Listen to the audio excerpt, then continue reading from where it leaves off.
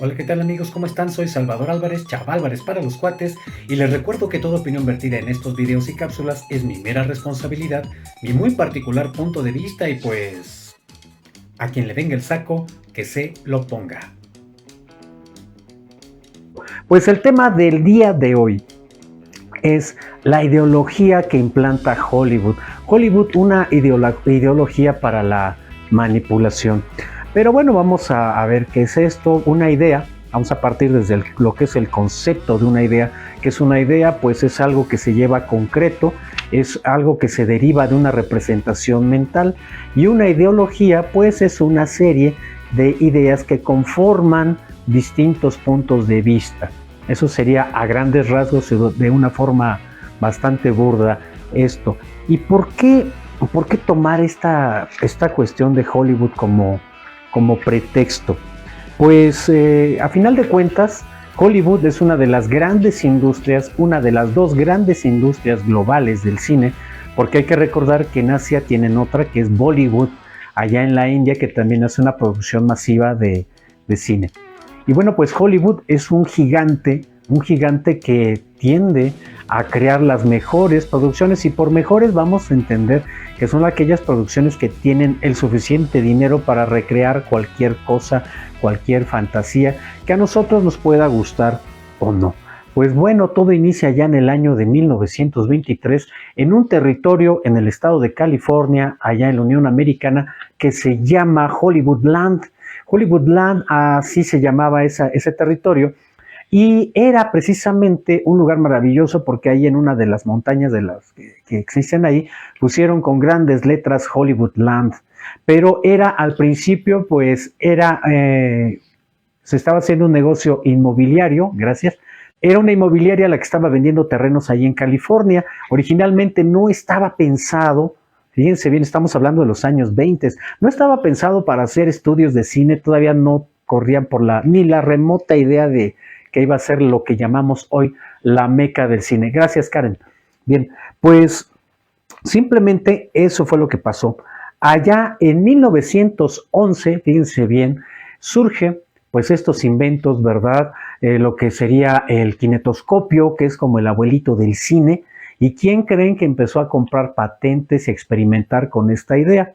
Pues ni más ni menos que un señor que se llamaba Tomás Alva Edison. Este señor compró las patentes de un invento que él le vio muchísimo potencial, porque hay que recordar que Edison, toda la vida Edison, pues siempre vislumbró la forma de hacer mucho dinero. Por ahí también compraba patentes. Merece un programa para que hablemos sobre Edison y lo que él hizo a favor y en contra de toda la industria tecnológica. Por ahí también hubo mucha competencia con Tesla, nada más que Nicolás Tesla, no fue un científico pues gandalla como Edison. Él no tenía la visión de estar haciendo dinero para su propio beneficio. Pero bueno, Edison compra estas patentes, y entre estas patentes importantes está la producción de celuloide. ¿Qué es el celuloide? Es esta cinta con la que se filmaba, se hacían las impresiones del fotograma, que es la imagen con la que se empezó a hacer pues cine. Se empezaron a tomar las fotos con daguerrotipos. Pero ya en 1911 se empieza a difundir todo esto, empiezan a comprar las patentes y se empieza a hacer una industria supervisada ni más ni menos que por el mismo Edison. Él decidía que sí y que no en la apenas naciente industria norteamericana del cine. Hubo tanta presión que Edison exigía derechos de autor y patente por usar hasta los aparatos que él ya había comprado estas patentes, que es el derecho de usarla o previo al derecho de autor. Y pues muchas personas, algunas personas, sobre todo migrantes, entre ellos la comunidad judía, que querían utilizar estos inventos para producir pues películas, todavía en cine mudo, pues no les quedaba de otra más que pues pagar el derecho de autor, el derecho de patente a Tomás Alva Edison. Algunos que no lo hacían iban directamente a corte, y sí se tiene registrado que muchos llegaron a la corte. ¿Para qué? Pues simplemente porque pues al señor Edison, si no le caían bien, pues nada más no daba permiso. Entonces, algunos de los productores independientes de estas personas que querían hacer cine, pues empezaron a migrar de Nueva York a este recién estado que ya estaba, pues ya había pasado por este mito de la fiebre del oro y demás, que es el estado de California, ni más ni menos que pues en Estados Unidos. Y de repente empezaron a hacer esta migración, estas personas que querían pues estar lejos de estas leyes que los obligaban a pagar los derechos de patente. Ellos querían hacer cine y Thomas Alva Edison no les permitía esto. Así tuvieron que viajar hasta el estado de California y de repente al llegar allá, pues se dieron cuenta de que era un estado que contaba con muchas horas de sol, con un clima agradable, y pues empezaron a hacer los primeros estudios de cine. Y además una cosa que los benefició bastante a ellos fue de que no pagaban los derechos de patente que Edison les exigía. Así es, las leyes del estado de Nueva York pues no rifaban, por así decirlo, allá en el estado de California, y empezaron a comprar terrenos. Estos migrantes empezaron a comprar terrenos para hacer lo que serían los primeros estudios de cine allá en Estados Unidos. Con el paso del tiempo, pues empezó la producción, se empezó la exhibición de esto, se empezó a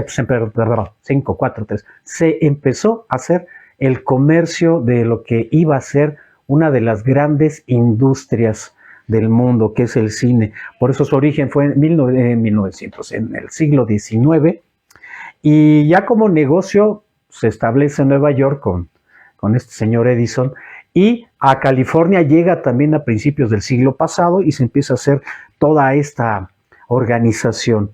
¿Cómo se dividía esta cuestión del cine? Se dividía en tres ramas muy grandes, que era la producción, la distribución y la proyección, es decir, los que hacían la película, los que la distribuían y los lugares donde se iba a proyectar. Hasta la fecha lo siguen haciendo, se sigue haciendo de esta manera.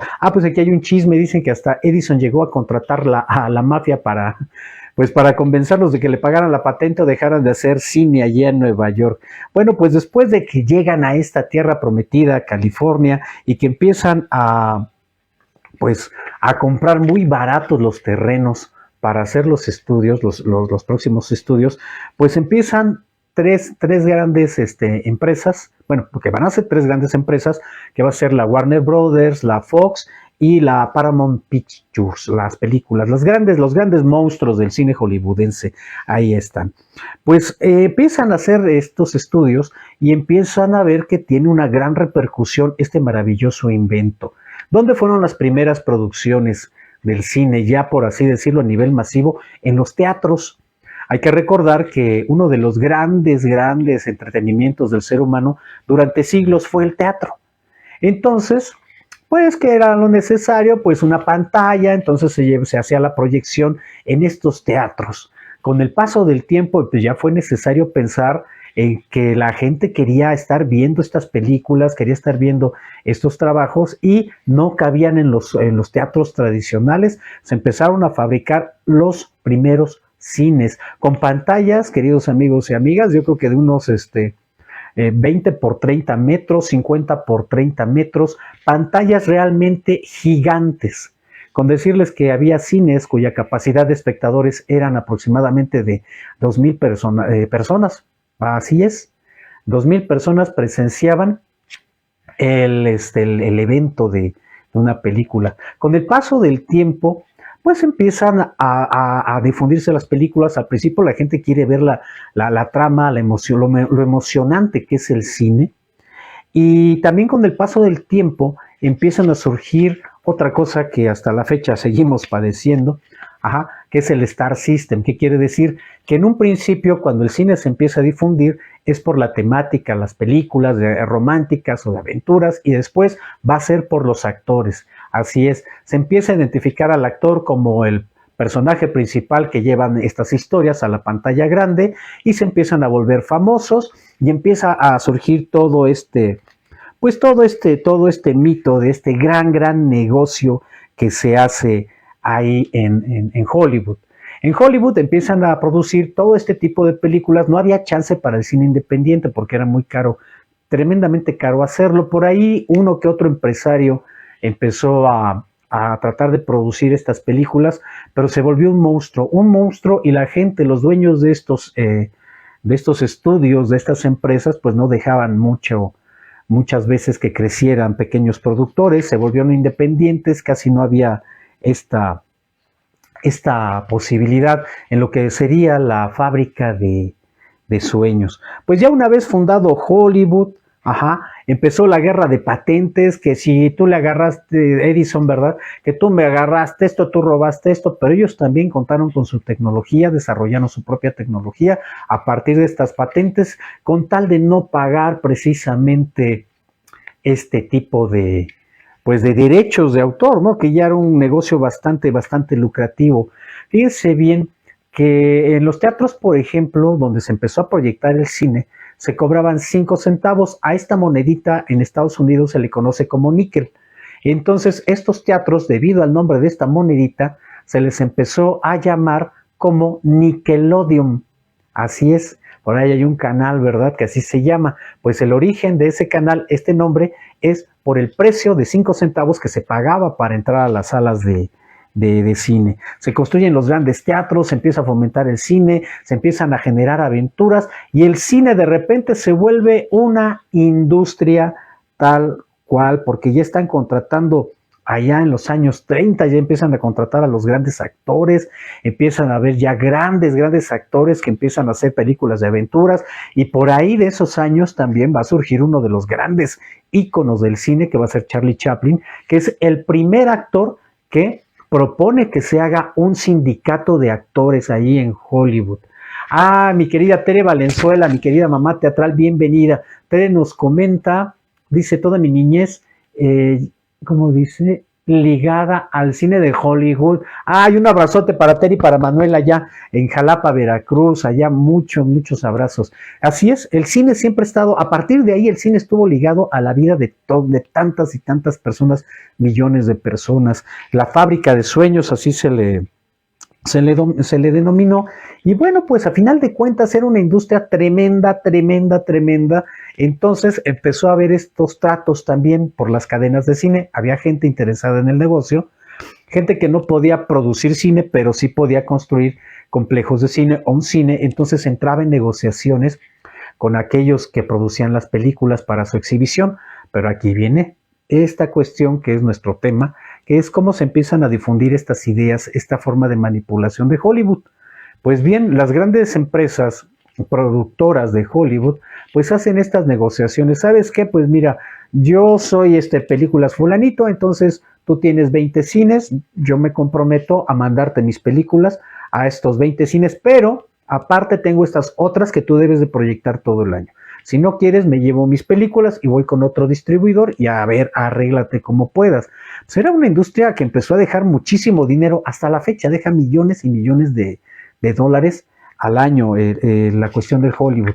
Claro, la parte bonita, la parte hermosa fue de que el cine era un espectáculo que unía familias, claro, pero ahora estamos en esta otra parte, la contraparte del tema, que empezó a difundir mucho Hollywood.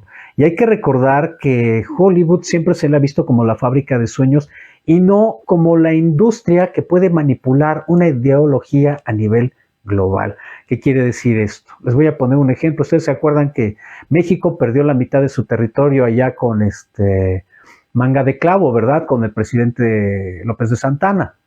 Pues bien, ¿qué pasa durante estos años? Que acuérdense que también la migración de la escoria inglesa, porque así lo plantea la historia, empieza a invadir todo Norteamérica. Todo Norteamérica empiezan a ocupar cuanto territorio se les da la gana. Pero ¿qué pasaba?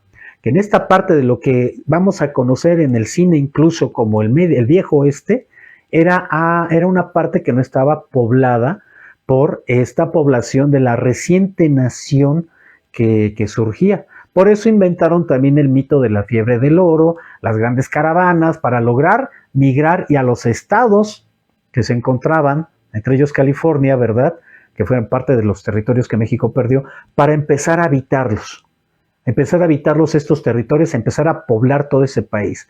Entonces, ¿qué hizo el cine? Pues el cine se basó en esta historia ¿verdad? De la conquista del oeste. Empezaron los primeros westerns, que son las películas de vaqueros. Todo pasaba ahí, además que son unos paisajes maravillosos que en toda la historia del cine se han ocupado, desde el cine mudo hasta las películas actuales de vaqueros. Pero ¿qué se empezó a difundir el cine? El cine empezó a hacer difusión para tratar de que la población o esta joven nación pues empezara al menos a tener una idea de lo que era su territorio. Lo empezó a hacer con las películas de vaqueros, con estas series, ¿verdad? Donde los héroes son los vaqueros, son los colonos y los malos pues son los habitantes naturales, todas las tribus que existían en esta parte de Norteamérica, que además fue un genocidio también disfrazado de espectáculo. Por ahí también Walt Disney hace una serie, no sé si fue Coaster también, que era un programa de televisión que se veía hace muchos años, dirigido a los niños. Fíjense nada más la manipulación del cine, para contar esta historia donde los indios eran los malos y los buenos pues eran los blancos, ¿no? Los colonos. Entonces veíamos las aventuras de Coaster, cómo peleaba con estos indios malvados, que querían cortarle la cabellera a estos pobrecitos colonos, cuando en la realidad, pues la historia nos dice lo contrario, ¿verdad? Que ellos fueron los que llegaron, los que despojaron de sus terrenos, ellos iniciaron con la idea de las reservaciones, porque les quitaron toda su tierra, mataron a sus animales, hicieron un gran genocidio, pero bueno, el cine lo cuenta de una forma heroica. Hay que recordar que una de las cosas maravillosas que hace la industria del cine es retomar los preceptos de la estructura, según Aristóteles, de cómo se crea una tragedia. Así es. El cine de Hollywood utiliza esta fórmula maravillosa para poder llevar esta ideología de conquista, porque a final de cuentas nos vuelven a conquistar con la fantasía, con las ilusiones. ¿Y qué hace la tragedia griega? Vamos a plantear arquetipos. El arquetipo es un ejemplo a seguir, una figura que nos puede gustar. Sabemos que la mitología griega está plagada de dioses y de héroes que a través de sus grandes acciones motivaban o desmotivaban a la población. De acuerdo a esta acción, si la acción era heroica y recibía pues un beneficio para la humanidad, era un ejemplo a seguir. Pero si esta acción era todo lo contrario, vamos a poner el ejemplo de Edipo, que termina acostándose con su madre y al darse cuenta, matando a su padre, y al darse cuenta de esto, termina sacándose los ojos y vagando. A través de esta acción también nos decían, ve lo que le pasó a Edipo, te puede pasar a ti, entonces no lo hagas o sigue el ejemplo de esto. Estas son a grandes y burdos rasgos una de las partes de la estructura de la tragedia griega.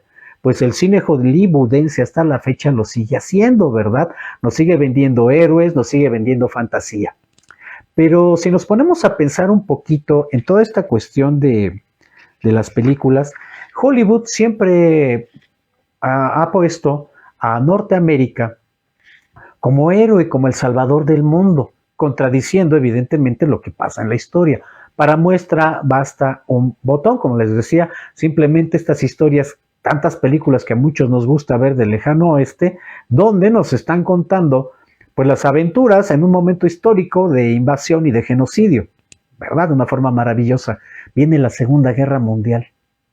¿Quiénes ganaron realmente la Segunda Guerra Mundial? Sabemos, históricamente sabemos, que los que se la rifaron en la Segunda Guerra Mundial fueron ni más ni menos que los rusos. Y para recordar muchas acciones de ellos está el sitio de Stalingrado, donde más de 1 millón de rusos murieron por defender la ciudad frente a los nazis. Ya cuando llegan los Estados Unidos ya llegan cuando ya la guerra está prácticamente ya ganada por Rusia. Y de repente llega Estados Unidos, así como el gorrón de barrio, pues ya llegué, y se sirve de todo lo que los demás habían hecho. La historia del cine, ¿cómo lo va contando? Nos lo cuenta a través de aventuras, y hasta la fecha hay 2 películas muy interesantes, que es la de Fury, con Brad Pitt, para variar, donde vemos cómo sufren los soldados americanos. No, señores, no nada más sufrieron los soldados americanos, sufrieron los soldados nazis, los rusos, los franceses, la población. Es una parte, un punto de vista muy, muy particular, y muy manipulador el que hace Hollywood. ¿Por qué? Ahí les va. Hollywood hace una producción de películas para que nosotros no seamos tampoco tan objetivos. La mayoría del cine hollywoodense comercial, pues maneja simplemente las emociones, los sentimientos, es decir, nos presenta una gama de películas que aunque sean aparentemente históricas, nos llevan simplemente a sentir, no a pensar. Y usted dirá, bueno, pues es que yo voy al cine a divertirme, yo que voy a andar pensando, ¿verdad? Pero claro, ahí vemos cómo, por ejemplo, un pobrecito soldado norteamericano aniquila a 200 nazis que también seguramente tuvieron familia y que también muchos de ellos fueron obligados a combatir a estos nazis perversos, mientras este pobrecito soldado los mata, los va aniquilando con una ametralladora y final, él ofrenda su vida. Y lloramos por este soldado, ¿no? Y olvidamos a los demás. Es un tipo de manipulación que ha hecho. Hay que recordar que después de la Segunda Guerra Mundial, que además se hace toda esta producción y que también tiene su repercusión en la tele, ahí hubo una serie también que se llamó Combate, y ahí veíamos como un batallón, un pelotón, ni siquiera un batallón, un pelotón tiene 11 elementos, ahí incursionando en territorio enemigo y acabando a cuanto nazi se le ponía enfrente. Claro que fue algo catastrófico, pero la Segunda Guerra no nada más fue Estados Unidos contra los nazis, fue Rusia contra los nazis, Italia también peleó contra los nazis, a lo que los apoyó, igual que España, y Francia peleó contra los nazis, y varios países estuvieron en guerra, por eso fue una tremenda guerra mundial. Pero bueno, para que vean nada más la cortedad de cómo a través de una historia, o de una perspectiva comercial y económica, le hacen creer a la gente cosas que no son. Y sobre todo en la cuestión de la historia, hay muchos ejemplos donde mismo Hollywood, a través del paso del tiempo, se va a contradecir.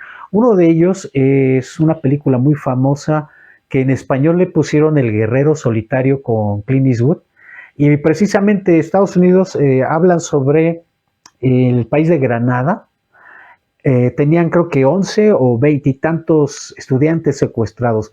Pues Estados Unidos, para ir a rescatarlos, pues, más ni menos manda pues un contingente chiquito militar, les manda un portaaviones para rescatarlos, y vemos esta maravillosa película de Clint Eastwood de cómo plasmaron esta realidad.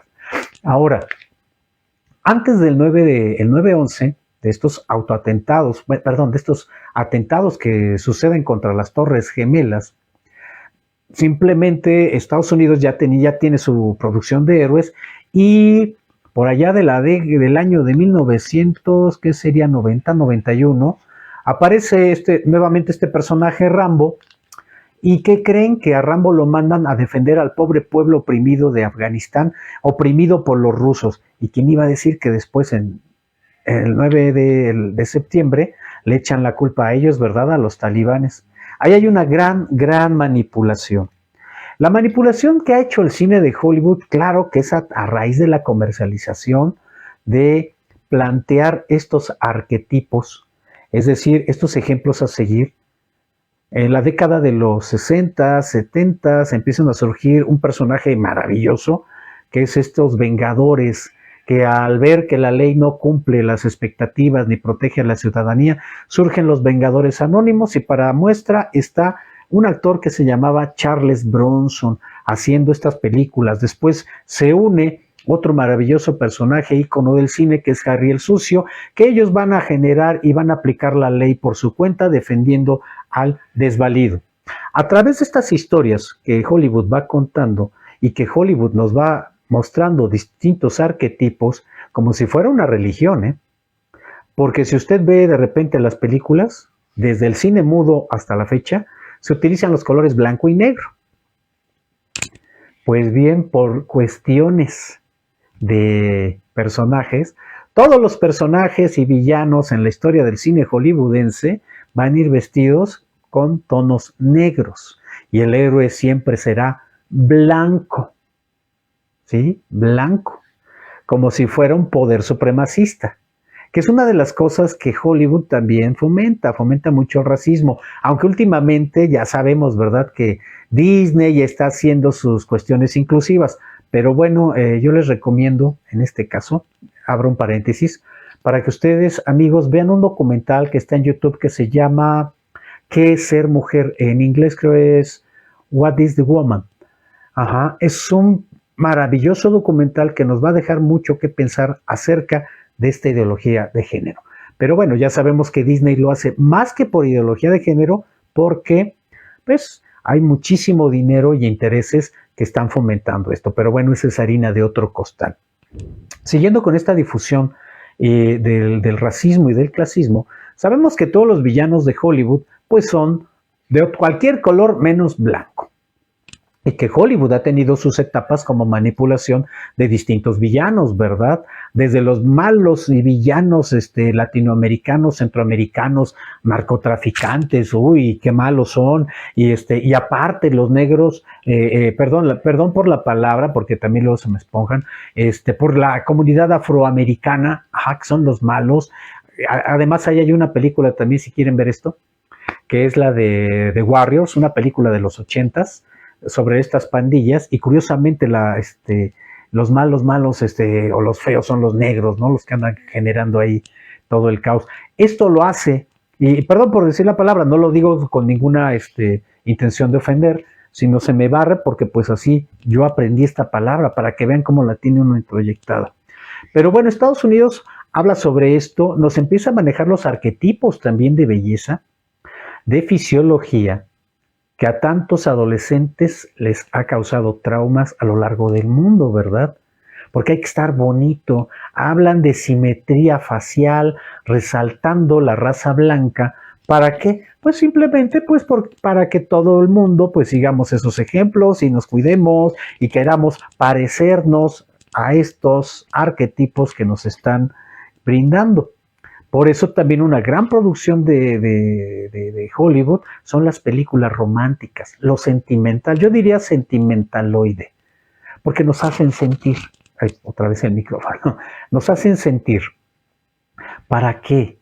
Para poder exacerbar el sentimiento. Hay que acordar que todo exceso es malo. Si uno tiene un exceso de sentimiento, pues se nubila el pensamiento y viceversa.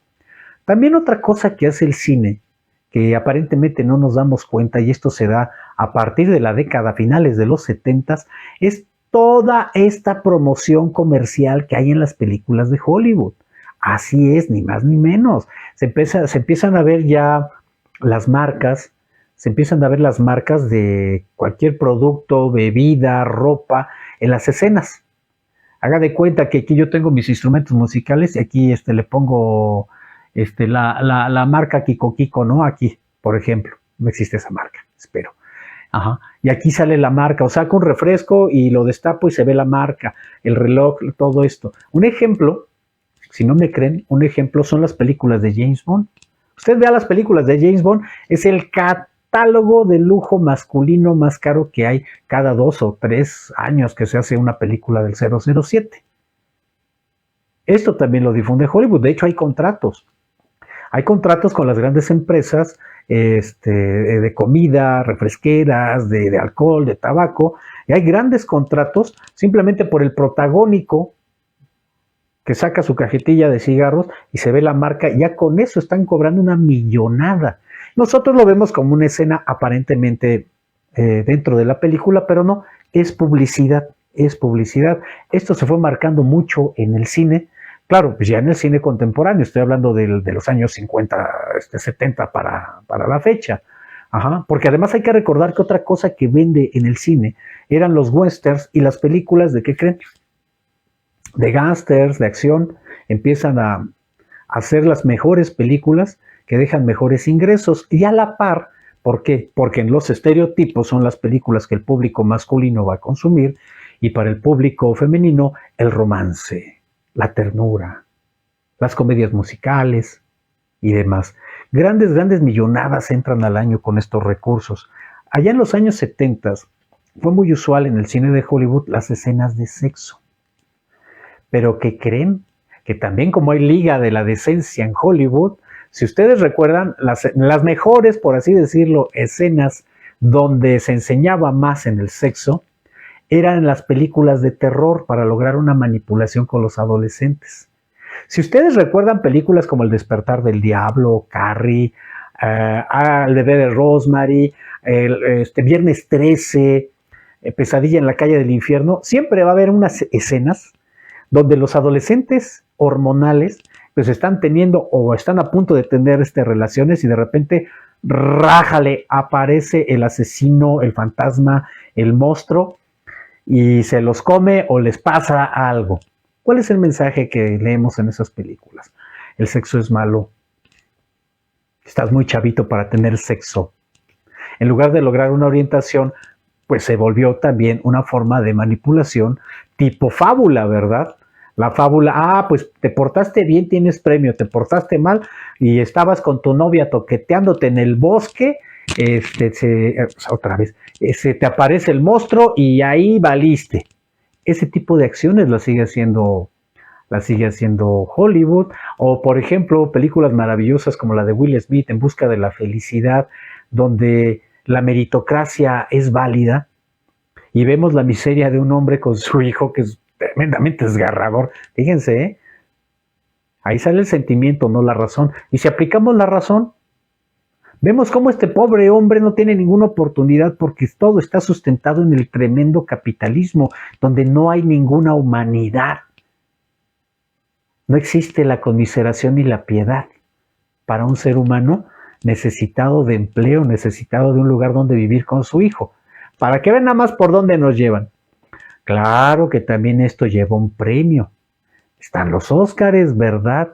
Que es otra sistematización de decir, ¡ay, qué bueno le dieron el Óscar a tal película! Sí, llegó un momento en que se premiaba a la calidad del cine hollywoodense, porque surgieron grandes actores que es un placer hasta la fecha verlos en pantalla por este gran trabajo que logran hacer.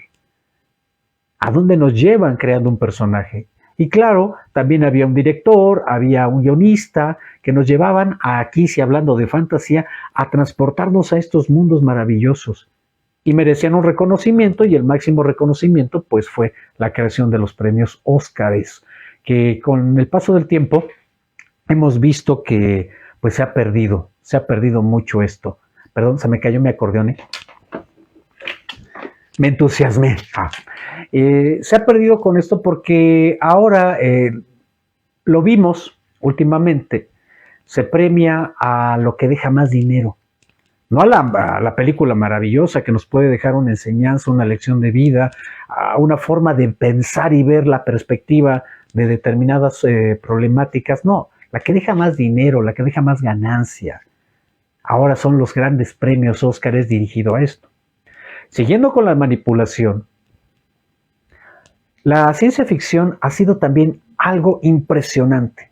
Y hay que recordar que en Estados Unidos hay una anécdota maravillosa con Orson Welles, cuando él hace su lectura en voz alta de la Guerra de los Mundos y que la gente, al escucharlo en la radio, pensó que sí había una invasión extraterrestre y que de ahí, por ese gran talento que tuvo Orson Welles, lo llevan al cine.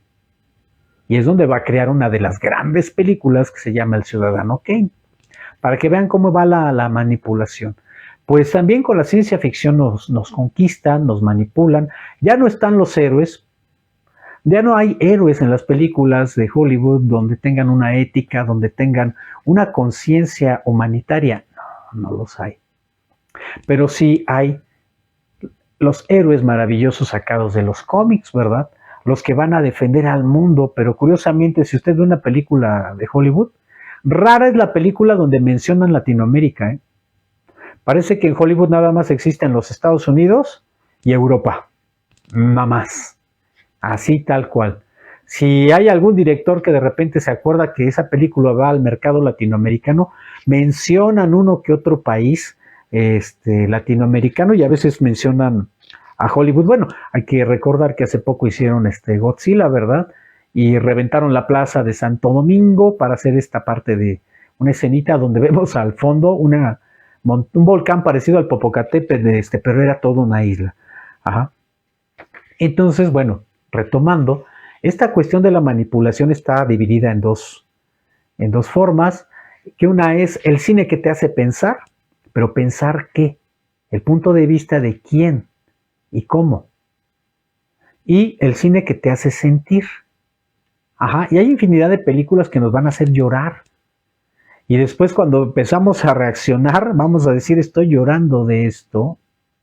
Ajá. Películas manipuladoras que exhiben el poderío de un imperio y de una industria tremenda. Y hay de aquel que se oponga. ¿Sí?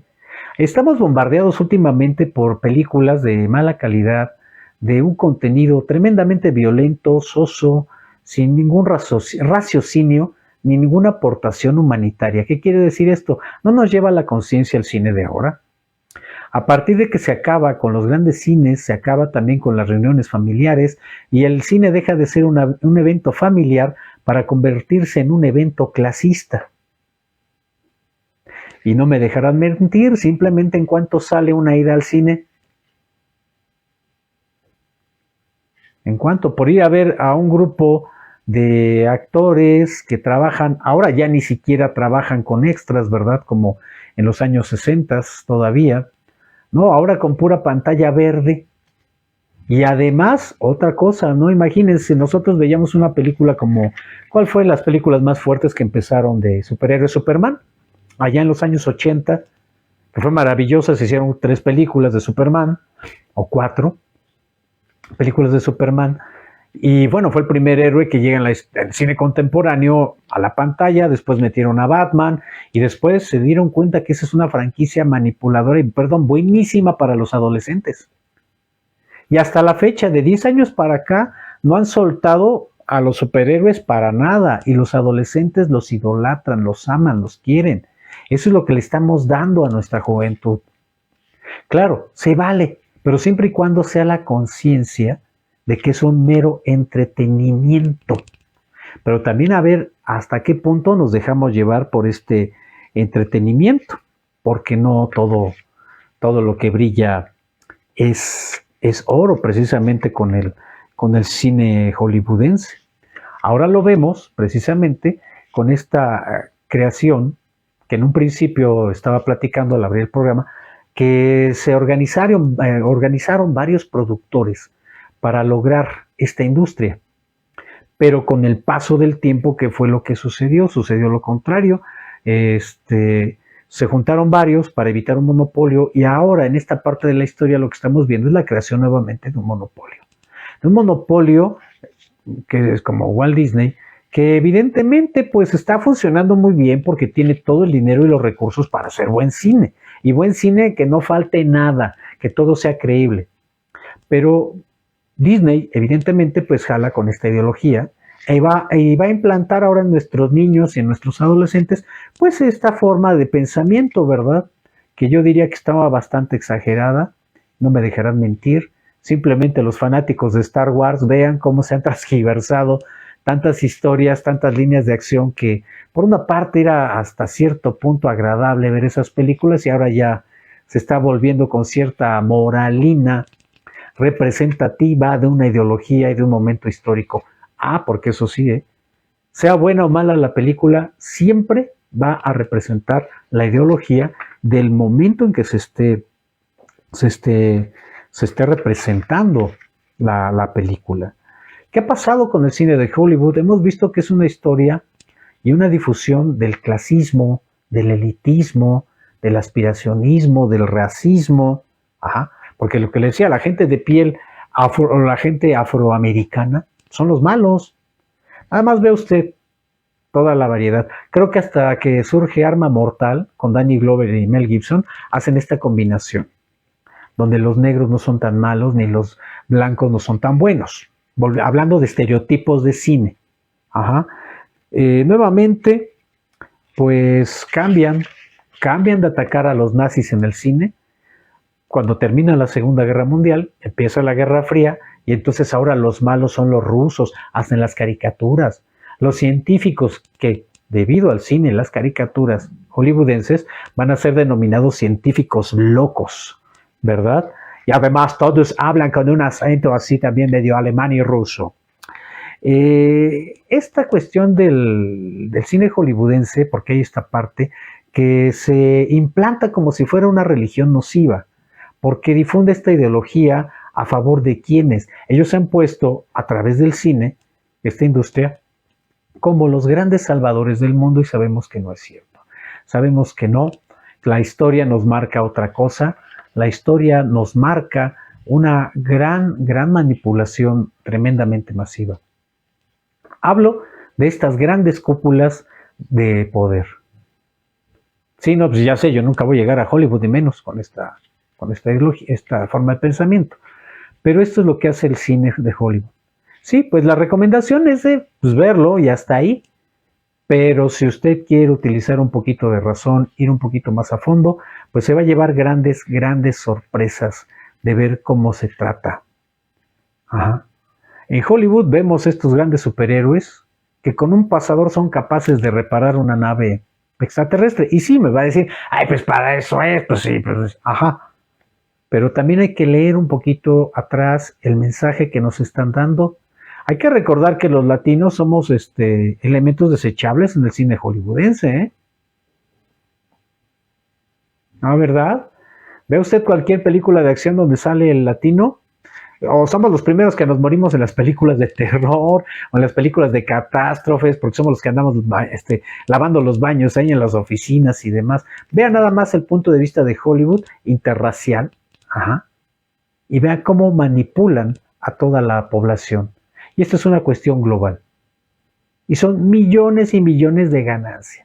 Por eso también vemos, ya en el caso ya de México, vemos personajes, actores, ajá, que ante esta ideología racista y clasista, pues se van a trabajar a Hollywood y les bailan el son de la negra ya, ¿verdad? Y también como si fueran buenas mascotas, pues los vemos adquiriendo esa ideología, así como lo hicieron con los políticos allá en los años 70 y 80, con los hijos de políticos que se iban a las grandes universidades para implantarles las ideologías y regresar a México y manipularnos, que fue lo que pasó con Salinas y demás políticos, ¿verdad? Que hasta la fecha lo seguimos sufriendo. Pues ahora lo están haciendo con los actores. Ajá. Y eso no quiere decir que sean grandes actores, ¿eh? No me diga que un Engendro Derbez es gran actor. Pero bueno, ya está en Hollywood ganando la millonada y viviendo lujosamente allá. Y claro, ¿no? Chillando y quejándose de ay, pobrecito de mi México. Sí, es muy fácil ver los toros desde la barrera. Pero bueno, este sería el punto de vista muy particular, otra vez el micrófono, y muy particular punto de vista acerca de este tema sobre la ideología, que es nada más un planteamiento de lo que cotidianamente podemos ver, pero que a la larga también nos marca mucho. Porque cuántas veces no fuimos al cine y salimos con ganas de tener algún producto de los que vimos anunciados, no anunciados, de los que vimos ahí. Los tenis, el reloj, el perfume, el carro, el tipo de ropa, las zonas donde se viven, los lujos, las comodidades, y que a final de cuentas ha sido un comercio también muy grande que se ha implantado a través de esta ideología o estas ideologías consumistas que maneja mucho Hollywood. No se ha dado cuenta que muchas escenas importantes se come, se fuma o se bebe para despertar deseo, necesidades. Claro, cuando empezó la reglamentación del sexo y se empezó, el mismo Hollywood lo empieza a ver como algo burdo, como algo feo, y empiezan a suplirlo ¿con qué? Con la violencia, con la acción. Como siempre, la última palabra la tienen ustedes, queridos amigos, queridas amigas, acerca de esta pequeña reflexión que fue el pretexto para hacer el programa del día de hoy.